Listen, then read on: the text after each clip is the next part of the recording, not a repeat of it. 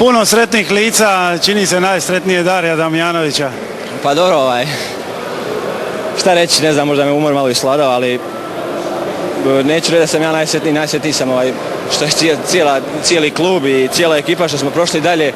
To što sam ja zabio zgoditak, to je meni manje važno. Normalno me veseli, ali pošto rijetko stvarno dajem golove, ali ovo je stvarno super bilo. Kakav je osjećaj kad je 35.000 ljudi onako kliče? Ne znam, mislim da su suvišne riječi za to. To je neobjašnjivo.